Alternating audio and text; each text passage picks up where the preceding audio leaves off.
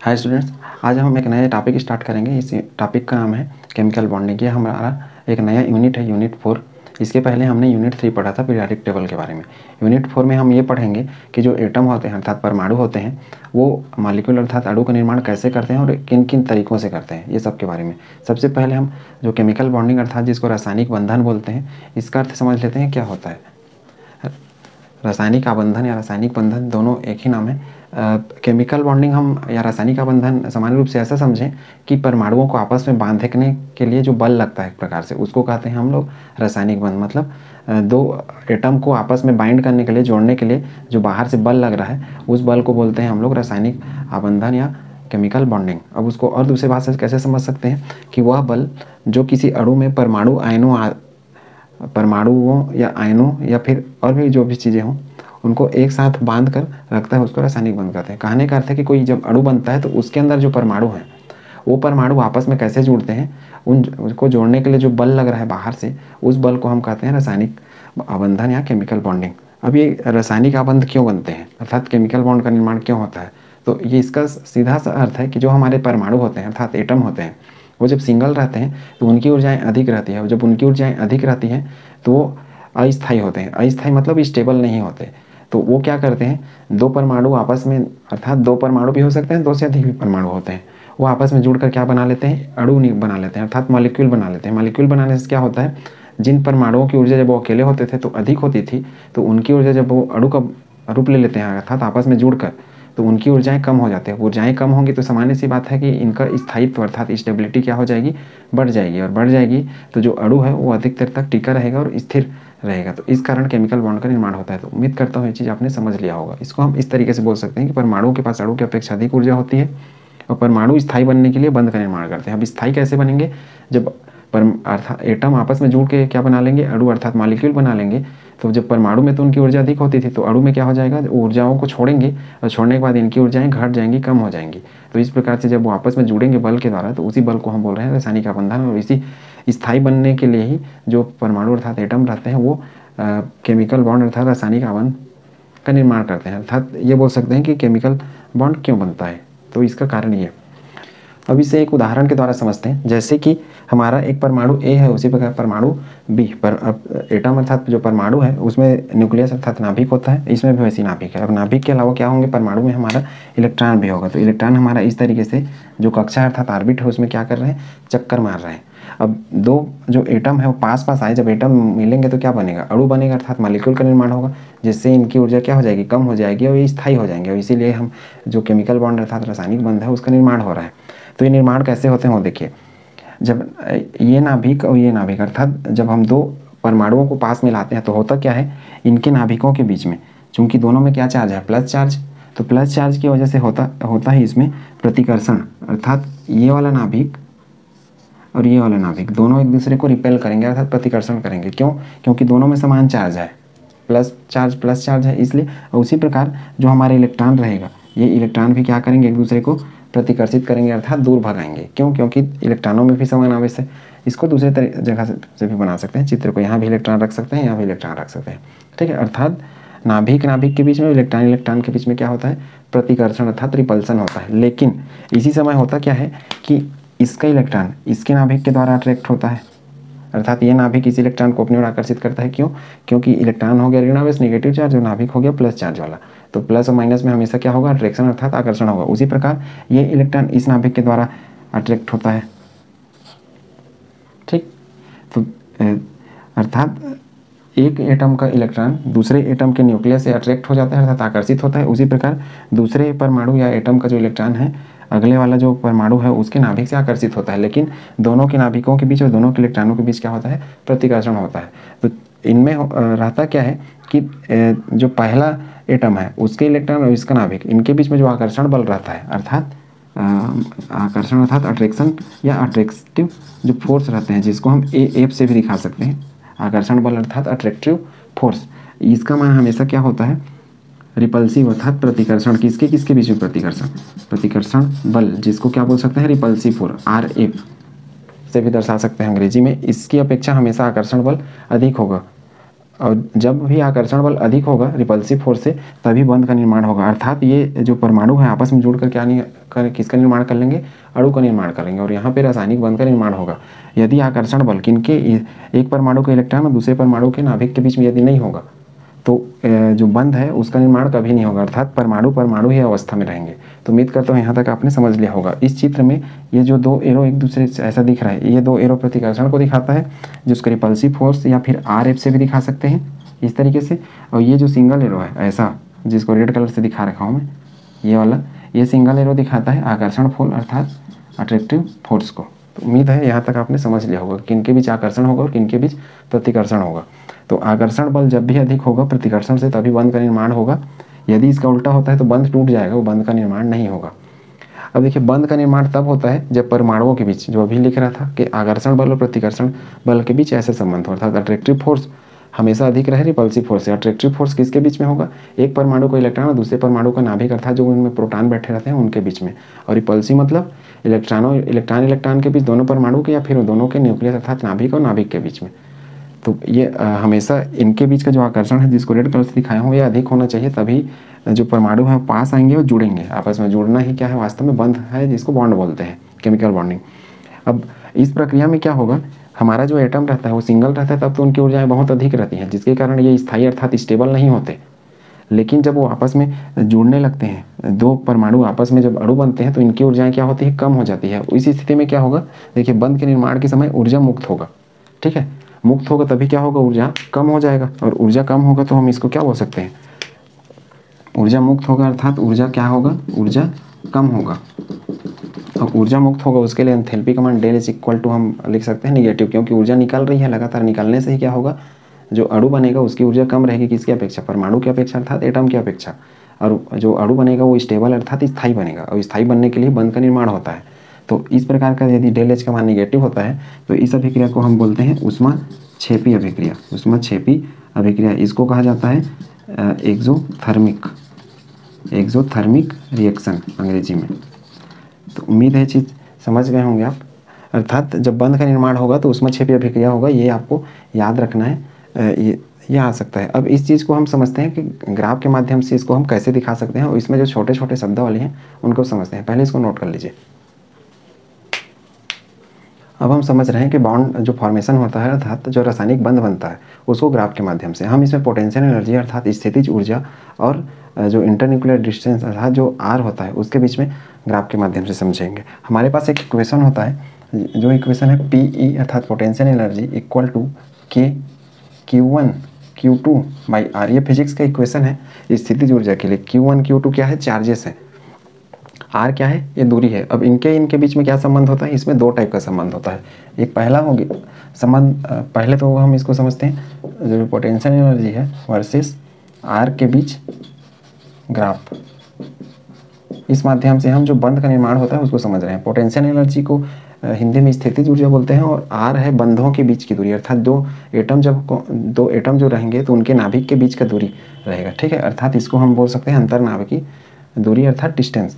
अब पहला कंडीशन है कि पोटेंशियल, इसमें देखिए इन दोनों का संबंध एक दूसरे को उल्टा है, अर्थात स्थितिज ऊर्जा अधिक, इसका अर्थ है कि जो R रहेगा इसका मान कम होगा। अब पहला कंडीशन में ये रहेगा, जैसे हम परमाणु जो रहते हैं उनको एकदम से पास ले आते हैं, तो पास ले आएंगे तो उनके क्या हो जाएंगे, नाभिक करीब आ जाएंगे। अब नाभिक करीब आ जाएंगे तो उस हिसाब से जो आवेश है अर्थात जो चार्जेस है पॉजिटिव हो जाएंगे, या फिर इलेक्ट्रॉन करीब आ जाएंगे।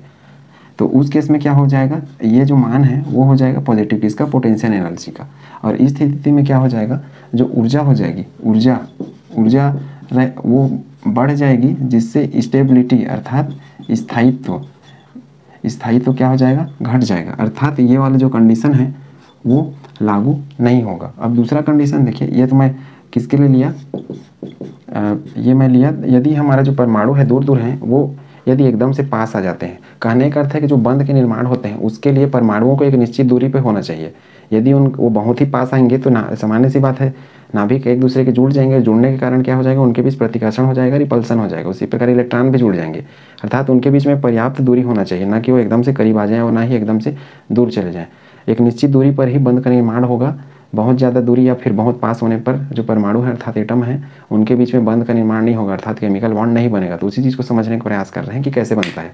तो हम स्थितिज ऊर्जा और आर के बीच के ग्राफ के माध्यम से सीख रहे हैं। स्थितिज ऊर्जा किसका? परमाणुओं का। क्यों? क्योंकि परमाणु स्थिर अवस्था में पड़े हुए हैं, उनके बीच में बंध का निर्माण कैसे होगा, इसलिए हम स्थितिज ऊर्जा और आर मतलब दो परमाणुओं के नाभिक के बीच की दूरी अर्थात इंटरन्यूक्लियर डिस्टेंस बोल सकते हैं जिसको।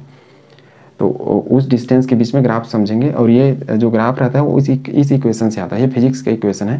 तो इस इक्वेशन के हिसाब से जो स्थितिज ऊर्जा रहता है जिसको पोटेंशियल एनर्जी अर्थात पी से दिखाते हैं, इसके और ये आर के बीच में उल्टा संबंध है। आर का मान कम, इसका अर्थ है कि पोटेंशियल एनर्जी का मान अधिक। आर का मान कम अर्थात जो परमाणु बहुत पास आ गए, ये है इसका अर्थ।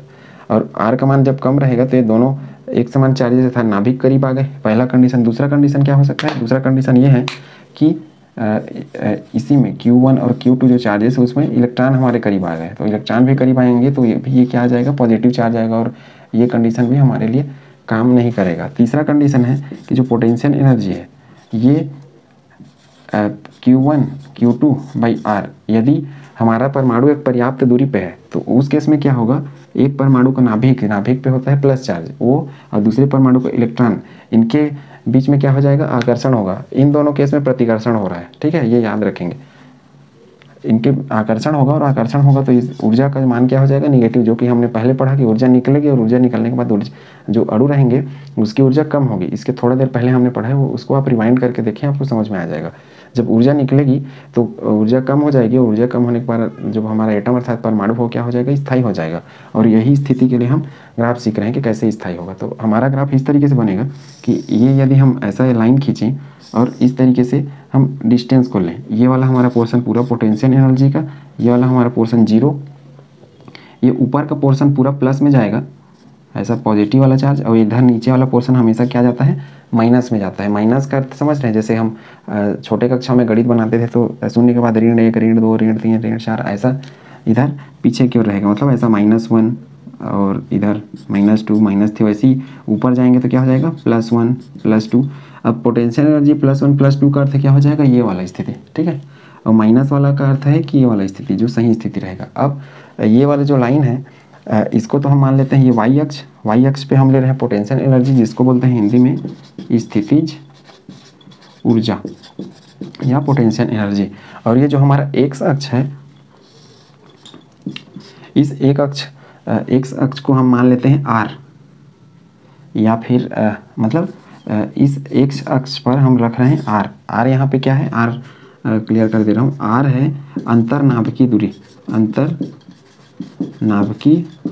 अंतर्नाभिकीय दूरी का अर्थ समझ रहे हैं? ये जैसे हमारा एक एटम हो गया, उसी प्रकार दूसरा एटम हो गया, तो इस एटम का न्यूक्लियस और इस एटम के न्यूक्लियस के बीच के ये जो दूरी है अर्थात डिस्टेंस है, इसको हम r से रिप्रेजेंट कर रहे हैं। तो उम्मीद है चीज़ आपने समझ लिया होगा। तो वो अब पहला हमारा ये है कि ये ग्राफ, ये तो x में हमने r लिया और y में पोटेंशियल एनर्जी लिया। अब इसके बीच में हम ग्राफ समझ रहे हैं।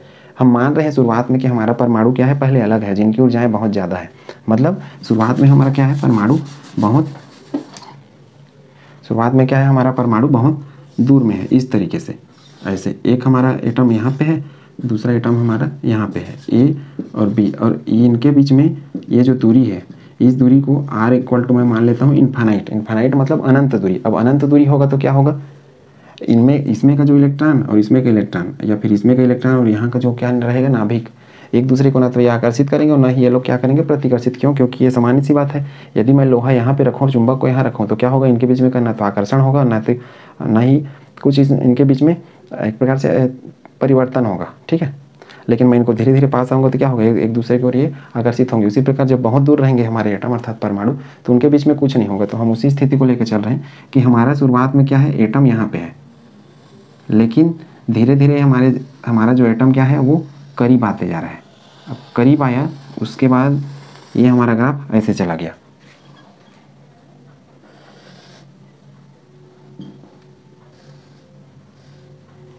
मतलब इसमें इस टाइप का ग्राफ आता है। अब ये ग्राफ ऐसा क्यों आता है? इसका कारण समझते हैं। देखिए, जब हमारा एटम इस तरीके से बहुत दूर था, अर्थात इस यहाँ पे ऐसे,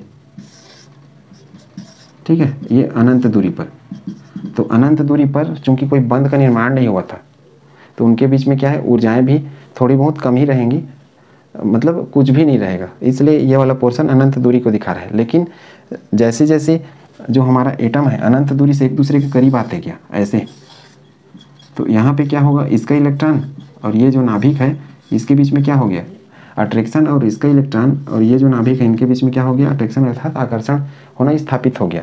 मतलब इधर पहुँचते पहुँचते ये जो हमारा परमाणु है वो ऐसे करीब में आने लगे, एक दूसरे के करीब, और इनके बीच में क्या हो रहा है, इनके बीच में आकर्षण हो रहा है। अर्थात मैं यहाँ पे क्या बोल सकता हूँ, जो आकर्षण बल है, ये अट्रैक्टिव फोर्स जिसको ए एफ से दिखाते हैं, ए एफ मतलब आकर्षण बल, आकर्षण बल जिसको ए एफ से दिखाते हैं, और ये अधिक हो रहा है किससे, प्रतिकर्षण बल से। प्रतिकर्षण मतलब इनके बीच के प्रतिकर्षण बल से। प्रतिकर्षण को किससे दिखाते हैं, रिपल्सिव फोर्स आर एफ, अर्थात ए एफ का मान आर एफ से अधिक हो रहा है धीरे धीरे, तो जिससे क्या हो रहा है, नाभिक हमारा करीब आते जा रहा है। एक समय ऐसे आएगा कि ये नाभिक जो इनके जो परमाणु है हमारे जो दूर दूर थे वो धीरे धीरे पहुँचते पहुँचते इस पोर्शन में पहुँचेंगे यहाँ से, जो कि बहुत गड्ढा में चला गया है। गड्ढा का अर्थ क्या है, जो हमारा ऊर्जा है वो कम हो गया। अब ऊर्जा कम होगा, चूंकि परमाणु की ऊर्जाएं क्या रहती हैं, अधिक रहती है, लेकिन जब अणु का निर्माण होगा तो क्या होगा, उनकी ऊर्जाएं कम हो जाएगी। ऊर्जा कम होगी तो क्या होगा, इनका स्थायित्व अर्थात स्टेबिलिटी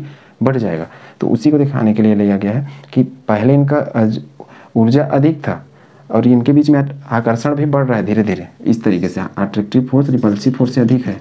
और लेकिन इस केस में क्या हुआ, ये एक दूसरे के पास आ गए और ऐसा एक दूसरे से ये जुड़ गए इस तरीके से, और यहाँ पे ये जो है ये बंध का निर्माण हो गया, ये दिखाना चाह रहा है। अर्थात एकदम से ऊर्जा धीरे धीरे जब ये पास आते गए तो आकर्षण के फलस्वरूप ये जुड़ गए, और ऊर्जा जो स्थितिज ऊर्जा अर्थात पोटेंशियल एनर्जी है वो क्या हो गई, कम हो गई। कम होने के कारण ये आपस में बंध बना लिए। अब जब हम इनको और पास ला रहे हैं धीरे धीरे, तो जब इतना जुड़ने के बाद इनको और पास लाएंगे तो क्या होगा, यहाँ का जो न्यूक्लियस अर्थात नाभिक है और ये नाभिक क्या हो जाएंगे, एक दूसरे के करीब आना स्टार्ट कर देंगे, और जो इसमें इनमें इलेक्ट्रॉन है और ये इलेक्ट्रॉन एक दूसरे की ओर भी क्या आ जाएंगे करीब, जिससे क्या होगा, उनके बीच में प्रतिकर्षण होगा और धीरे धीरे क्या होगा, ऊर्जा फिर से बढ़ते जाएगा। और बढ़ते बढ़ते क्या हो जाएगा, एक समय ऐसा आएगा कि इस स्थिति में ये जो बॉन्ड है ये क्या हो जाएगा, ब्रेक हो जाएगा, बंध टूट जाएगा। बंध टूटना या बॉन्ड ब्रेक बोल सकते हैं।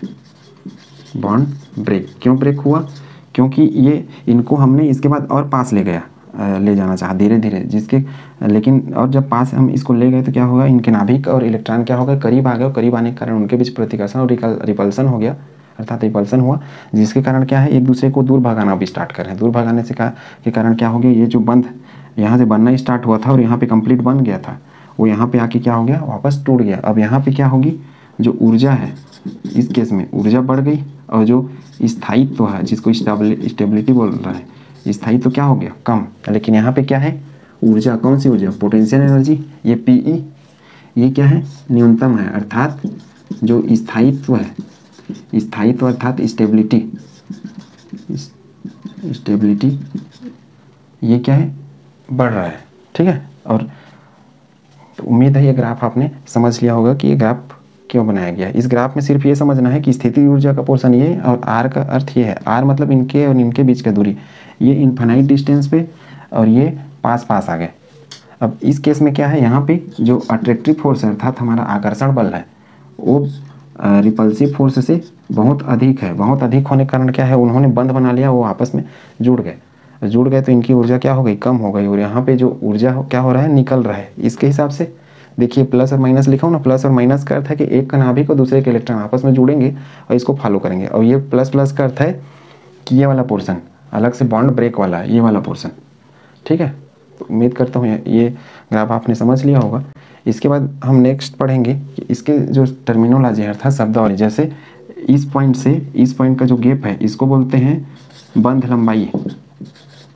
बंध लंबाई मतलब जब बंध का निर्माण हुआ तो यहाँ से यहाँ तक का जो गैप है उसको, जिसको हम और आगे पढ़ेंगे नेक्स्ट। और यहाँ पे जो ऊर्जा निकलती है, क्योंकि बंध जब बनेगा तो ऊर्जा में क्या होगा, कमी, तो जो ऊर्जा में कमी होता है अर्थात जो ऊर्जा निकलती है ये निगेटिव फॉर्म में है वो, तो जो ऊर्जा निकलती है तो ऊर्जा क्या होगा, उस ऊर्जा को हम बोलेंगे बंध ऊर्जा अर्थात बॉन्ड एनर्जी, जिसको हम किससे रिप्रेजेंट कर सकते हैं, इसको रिप्रेजेंट कर सकते हैं BE से, बॉन्ड एनर्जी अर्थात बंध ऊर्जा, और बंध लंबाई को किससे, BL से, बॉन्ड लेंथ। इसको नोट कर लीजिए। इसके बाद हम इसके आगे का इनका अर्थ समझेंगे कि वास्तव में क्या होता है, फिर इनका क्लासिफिकेशन करेंगे। लंबाई मतलब दो परमाणुओं के बीच, जब दो परमाणुओं को जब आपस में जोड़ के बंध बनाया जाता है तो उनके बीच का ये जो नाभिक रहता है और ये नाभिक, इनके बीच का न्यूनतम दूरी, न्यूनतम मतलब ये बहुत पास भी ना हो और बहुत दूर भी ना हो। जैसे कि हमने थोड़ा देर पहले इस तरीके से ग्राफ के माध्यम से समझा था कि इस तरीके से ग्राफ बनता है, ये पोटेंशियल एनर्जी और ये आर का ग्राफ। यहाँ पे बॉन्ड का निर्माण हो जाता है, लेकिन यहाँ पे चूंकि दूरी बहुत रहती है, इनके बीच में अनंत दूरी रहता है, आर का मान अनंत होता है, और यहाँ आर मतलब एक निश्चित दूरी रहती है। ये तो यहाँ इस केस में बंध का निर्माण होता है, और बंध का निर्माण होने के लिए जो निश्चित दूरी लगता है उसको बोल रहे हैं बंध लंबाई। सामान्य भाषा में ये बोल सकते हैं कि दो परमाणुओं के बीच के नाभिकों का सामान्य भाषा में ऐसा बोल सकते हैं कि दो परमाणुओं के नाभिकों के बीच की दूरी को क्या बोल रहे हैं हम लोग, बंध लंबाई। और ये दूरी कौन सी है, न्यूनतम दूरी, जिससे बंध का निर्माण हो जाए, तब हम उसको बोलेंगे बंध लंबाई अर्थात बॉन्ड लेंथ। बंध ऊर्जा किसको बोलेंगे, बंध के निर्माण के समय, बंध के निर्माण के समय मुक्त ऊर्जा अर्थात छोड़ी गई ऊर्जा क्या कहलाती है, बंध ऊर्जा कहलाती है, जिसमें हम डेल एच का मान क्या पढ़ते थे, निगेटिव, अर्थात ऊर्जा छूटती थी। लेकिन देखिए हम इसको इसके बाद जब हम और करीब ला रहे हैं, तो और करीब लाने के कारण क्या है, यहाँ पे तो अट्रैक्टिव फोर्स अर्थात आकर्षण बल अधिक था, किससे, प्रतिकर्षण बल से। लेकिन जब इसको और पास लाएंगे तो इनके नाभिक और इलेक्ट्रॉन क्या, नाभिक पास हो जाएंगे, और ये जो इलेक्ट्रॉन है भी पास हो जाएंगे, जिससे क्या होगा, इनके बीच में प्रतिकर्षण अर्थात रिपल्सन होगा, जिससे एक दूसरे को दूर भगाएंगे, धकेलेंगे। तो इसके कारण क्या होगा, इधर आते आते ये जो है ये क्या हो जाएंगे, एकदम से ऐसे पहुँच जाएंगे, मतलब ये नाभिक देखिए और ये नाभिक करीब पहुँच गए। इसकी वजह से क्या होगा, प्रतिकर्षण होता है, जिससे ये बंध क्या हो जाता है, टूट जाता है, ब्रेक हो जाता है ऐसे अलग से। और इस स्थिति में क्या है, इस स्थिति में है रिपल्सिव फोर्स अर्थात प्रतिकर्षण बल अधिक, किससे, आकर्षण बल से। तो बंध हमेशा इस स्थिति में बनेगा, ये याद रखना है, आकर्षण बल अधिक होना चाहिए, एक का इलेक्ट्रॉन और दूसरे का नाभिक, और दूसरे का इलेक्ट्रॉन पहले का नाभिक।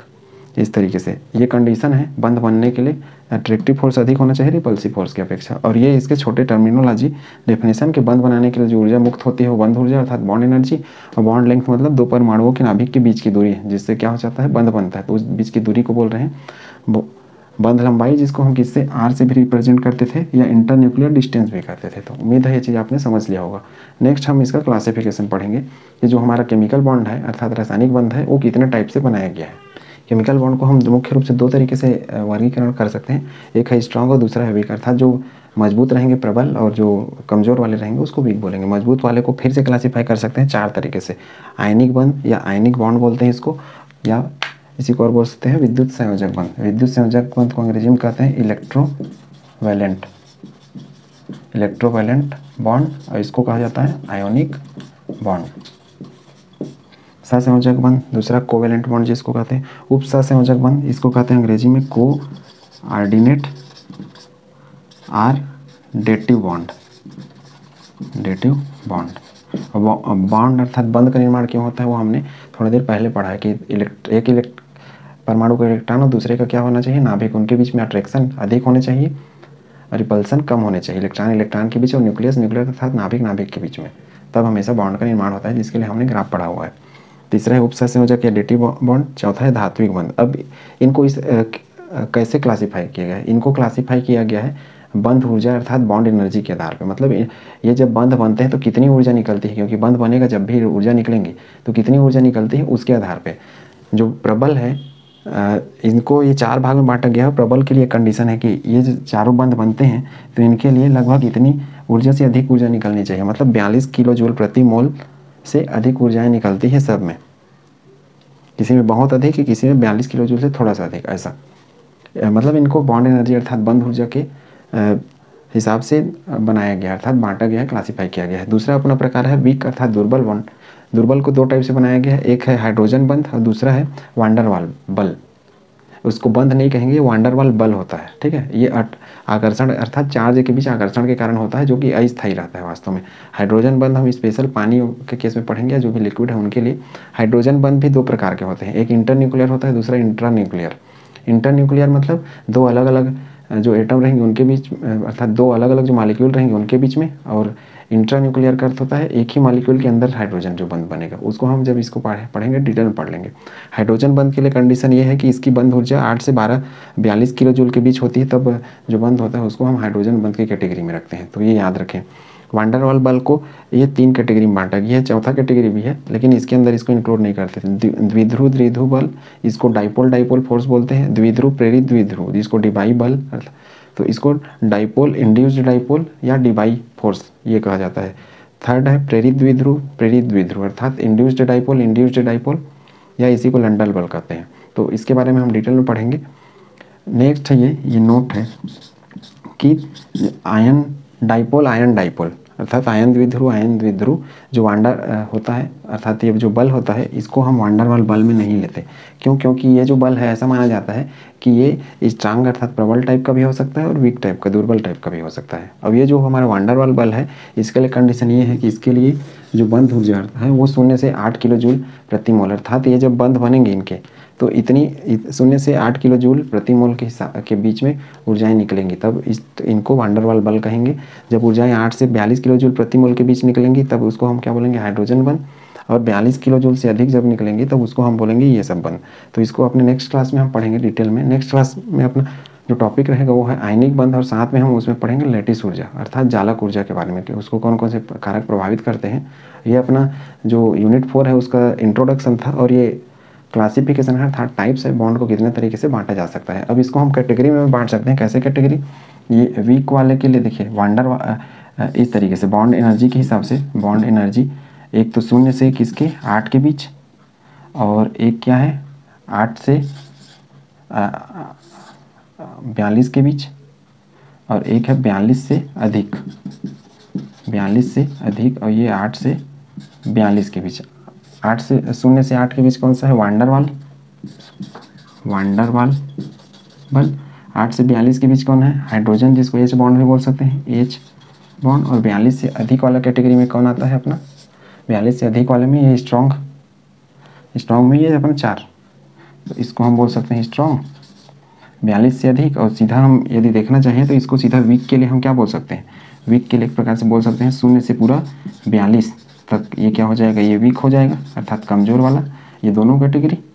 और 42 से अधिक ये क्या हो जाएगा? स्ट्रॉन्ग हो जाएगा। तो उम्मीद है ये चीज़ आपने समझ लिया होगा कि इसको कैसे क्लासीफाई किया है। इसको प्रैक्टिस करिए। नेक्स्ट क्लास में हम आयनिक बॉन्ड या विद्युत संयोजक बंध जिसको कहते हैं इसके बारे में डिस्कस करेंगे और साथ में लैटिस ऊर्जा अर्थात जालक ऊर्जा के बारे में डिस्कस करेंगे। आज के लिए बस इतना ही। Thank you.